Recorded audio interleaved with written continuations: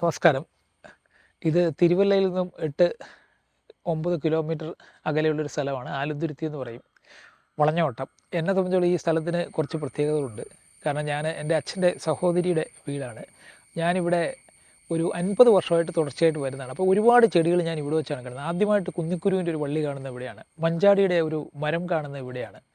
അതുപോലെ അന്നെനിക്ക് അറിയാവുന്ന അങ്ങനെയുള്ള ചില ചെടികളുണ്ട്. അതുപോലെ താന്നി പോലെയുള്ള സാധനങ്ങൾ ഇതൊക്കെ നമ്മളിവിടെ കണ്ടു പഠിച്ചതാണ്. മൊത്തം മഞ്ഞണാത്തി ആയാലും അശോകമായാലും കൂനമ്പാലയായാലും ഇങ്ങനെ ഒരുപാട് മരങ്ങൾ ഇവിടെ അന്ന് കണ്ട് പഠിച്ചിട്ടുണ്ട്.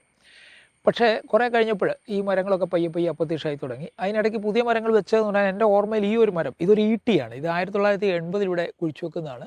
ഇപ്പോൾ ഏതാണ്ട് 44 വർഷം കൊണ്ട് ഇതാണ്ട് നന്നായിട്ട് വളർന്നു കഴിഞ്ഞു. കാട്ടിൽ നിൽക്കുന്ന ഒരു ഈട്ടി പോലെ തന്നെ ഇത് വളർന്നു കഴിഞ്ഞു. വളരെ അധികം ഉയരത്തിലേക്ക് പോവുകയും ചെയ്തു. പക്ഷേ അതല്ല, വേറെ പുതിയ മരങ്ങളൊന്നുമില്ല. പഴയ മരങ്ങൾ ഒരുപാടെണ്ണം പോവുകയും ചെയ്തു. അപ്പോൾ ഇവിടെ ഒരു സർപ്പക്കാവ് ഉണ്ടായിരുന്നു. ഈ സർപ്പക്കാവും കുറച്ച് കഴിഞ്ഞപ്പോൾ പയ്യെ വെട്ടി ചെറുതായി ഒരു 1.5 സെൻറ്റിലേക്ക് ഒതുങ്ങി. അപ്പോൾ ആ സമയത്ത് ഞാൻ ഇതുവഴി പോകുമ്പോൾ എന്തോ ഒരു ആവശ്യത്തിന് ഈ കരിഞ്ഞോട്ട എന്ന മരത്തെക്കുറിച്ച് അന്വേഷിച്ചപ്പോൾ എവിടെയും കരിഞ്ഞോട്ടയുടെ തൈ കിട്ടാനില്ല. അങ്ങനെ തപ്പി നടക്കുമ്പോഴാണ് അറിയുന്നത് ഇവിടെ 4 കരിഞ്ഞോട്ട പറമ്പിൻ്റെ 4 ഭാഗത്തായിട്ട് നിൽപ്പുണ്ടെന്ന്.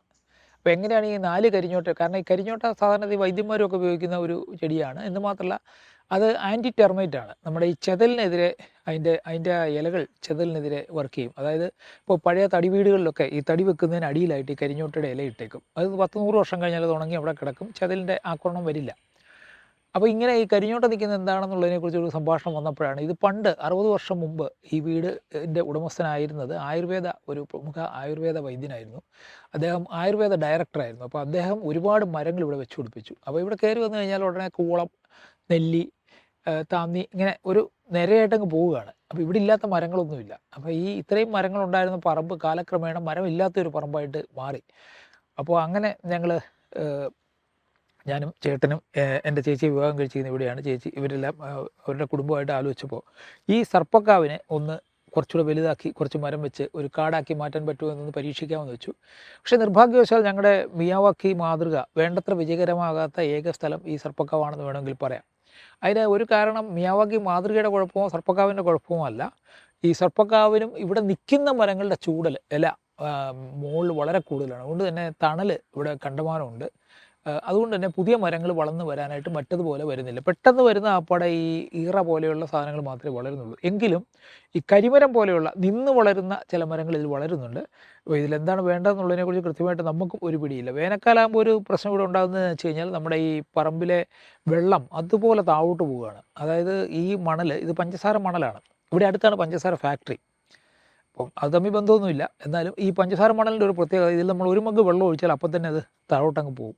അപ്പോൾ വേനൽക്കാലമാകുമ്പോൾ ഈ വാട്ടർ ലെവൽ വളരെയധികം താഴോട്ട് പോകുന്നത് കൊണ്ടാവാം എന്ന് തോന്നുന്നു.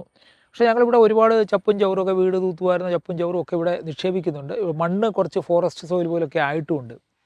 പക്ഷേ എന്തുകൊണ്ടോ മറ്റു സ്ഥലങ്ങളിലുള്ള ഒരു വളർച്ച ഇവിടെ ഉണ്ടാകുന്നില്ല.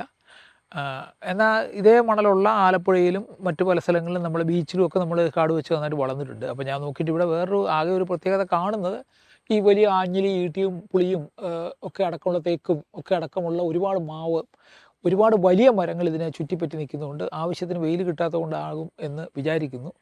ഈ വർഷം അവസാനം ഇവിടെ ഒരു പരീക്ഷണം വീണ്ടും ഒന്ന് നടത്തണമെന്ന് വിചാരിക്കുന്നുണ്ട്, ഇതിനെ ഒന്ന് മോഡിഫൈ ചെയ്യാനായിട്ട്.